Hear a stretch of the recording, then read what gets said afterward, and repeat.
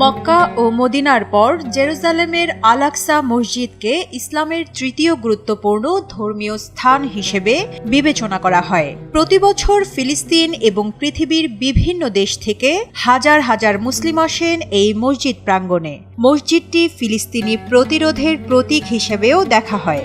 বহু বছর ধরে আল-আকসা প্রাঙ্গণে ইসরায়েলি বাহিনী ও ফিলিস্তিনিদের মধ্যে সংঘর্ষ ও সহিংসতার ঘটনা ঘটছে, কিন্তু এই এলাকাটি এত স্পর্শকাতর কেন? এর জন্য ফিরে তাকাতে হবে ইতিহাসের দিকে। মসজিদুল আকসা বা বাইতুল মুকাদ্দিস মুসলমানদের জন্য অত্যন্ত গুরুত্বপূর্ণ একটি জায়গা।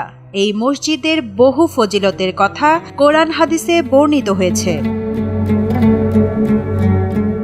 ফিলিস্তিনের মসজিদুল আকসা হল মুসলিমদের প্রথম কিবলা, যার দিকে মুখ করে রাসূলুল্লাহ সাল্লাল্লাহু আলাইহি ওয়াসাল্লাম ও সাহাবীরা 10 বছর নামাজ আদায় করেছেন। সূরা বাকারায় এ ব্যাপারে বর্ণনা রয়েছে। নবীজি মনে প্রাণে চেয়েছিলেন মক্কাকে কিবলা বানাতে, তাই আল্লাহ তাআলা মক্কাকে কিবলা বানিয়েছেন। কিন্তু মসজিদুল আকসা প্রথম কিবলা হওয়ার কারণে প্রত্যেক মুসলমানের কাছে এই মসজিদের গুরুত্ব ও ফজিলত অনেক বেশি। মসজিদুল আকসা আল্লাহর জমিনে নির্মিত দ্বিতীয় মসজিদ। ইতিহাসে প্রথম নির্মিত মসজিদ মসজিদুল হারাম। এর পরের স্থানে আছে সুশোভিত প্রাচীনতম জেরুজালেম শহরে অবস্থিত মুসলমানদের দ্বিতীয় পবিত্রতম মসজিদ মসজিদুল আকসা। এই দুই মসজিদ নির্মাণে সময়ের ব্যবধান 40 বছর। এক প্রশ্নের জবাবে আবু যর গিফারি রাদিয়াল্লাহু তাআলা আনহুকে বলেছিলেন, মহানবী হযরত মুহাম্মদ সাল্লাল্লাহু আলাইহি ওয়াসাল্লাম, আল্লাহ তাআলা মসজিদুল আকসা এবং এর আশেপাশে বরকত নাজিল করেছেন। সূরা বনী ইসরাইলের প্রথম আয়াতে বলা হয়েছে, পবিত্র সেই সত্তা যিনি তার বান্দাকে রজনীতে ভ্রমণ করিয়েছেন মসজিদুল হারাম থেকে মসজিদুল আকসা পর্যন্ত, যার আশেপাশ আমি বরকতময় করেছি, যাতে আমি তাকে আমার কুদরতের কিছু নিদর্শন দেখিয়ে দিতে পারি। নিশ্চয়ই আল্লাহ সর্বশ্রোতা সর্বদ্রষ্টা। মহানবী হযরত মুহাম্মদ সাল্লাল্লাহু আলাইহি ওয়াসাল্লাম মিরাজের রাতে জিব্রাইল আলাইহি ওয়াসাল্লামের সঙ্গে মক্কা থেকে মসজিদুল আকসায় এসেছিলেন। এখানে তিনি নবীদের সঙ্গে নামাজ পড়েন, অতঃপর 7 আসমানে ভ্রমণ করেন এবং সেখান থেকে একাকী রফরফ বাহনে আরশে আজিম পর্যন্ত ভ্রমণ করে মহান আল্লাহ রাব্বুল আলামিনের সঙ্গে সাক্ষাৎ লাভ করেন। পাশাপাশি জান্নাত জাহান্নাম পরিদর্শন করে 5 ওয়াক্ত নামাজের নির্দেশনা নিয়ে পৃথিবীতে ফিরে আসেন। নবী করিম সাল্লাল্লাহু আলাইহি ওয়াসাল্লামের মিরাজের সূচনা হয়েছিল মসজিদুল আকসা থেকে। এই মসজিদ নবীজির মিরাজের সাক্ষী।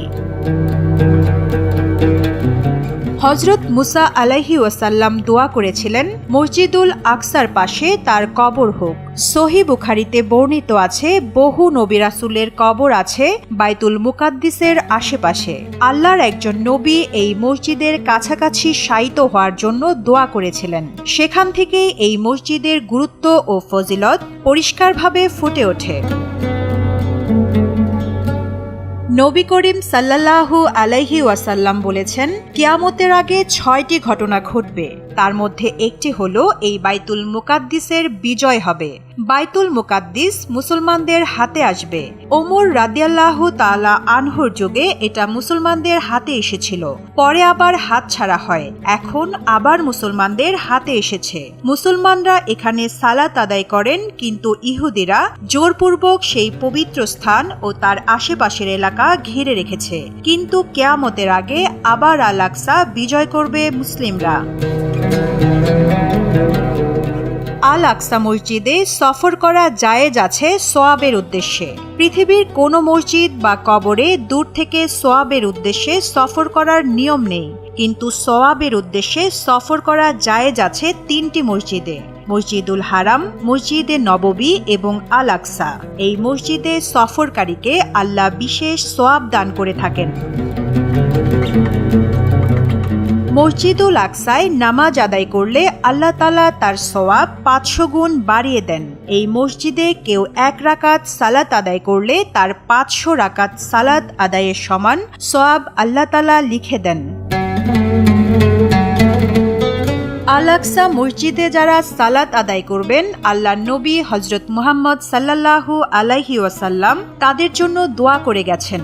আব্দুল্লাহ ইবনু আমর রাদিয়াল্লাহু তাআলা আনহু থেকে বর্ণিত, রাসূলুল্লাহ সাল্লাল্লাহু আলাইহি ওয়াসাল্লাম বলেন, যখন সুলাইমান ইবনু দাউদ বাইতুল মুকাদ্দিসের নির্মাণ কাজ সম্পন্ন করলেন, তখন তিনি আল্লাহর কাছে 3টি বিষয়ে প্রার্থনা করলেন: তার মতো শাসন ক্ষমতা এবং এমন রাজত্ব যা তার পরে কাউকে প্রদান করা হবে না, এবং সালাত আদায়ে একনিষ্ঠ মনে উক্ত মসজিদে আগমনকারীর পাপ মোচন করে তার জন্মের দিনের মতো নিষ্পাপ করার প্রার্থনা করেছেন।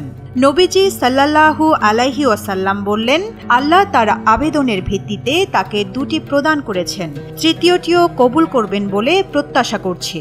সুনানে ইবনু মাজাহ, হাদিস 1479। নবী করিম সাল্লাল্লাহু আলাইহি ওয়াসাল্লাম থেকে বিশুদ্ধ সূত্রে বর্ণিত হয়েছে, বাইতুল মুকাদ্দিস ও এর আশেপাশের এলাকা হল হাসরের ময়দান, পুনরুত্থানের জায়গা। হাসরের ময়দানের সূচনা এখান থেকে হবে। এই ফিলিস্তিন থেকেই শুরু হবে কিয়ামত। রিজওয়ানা রিন্তি, কালবেলা ডেস্ক।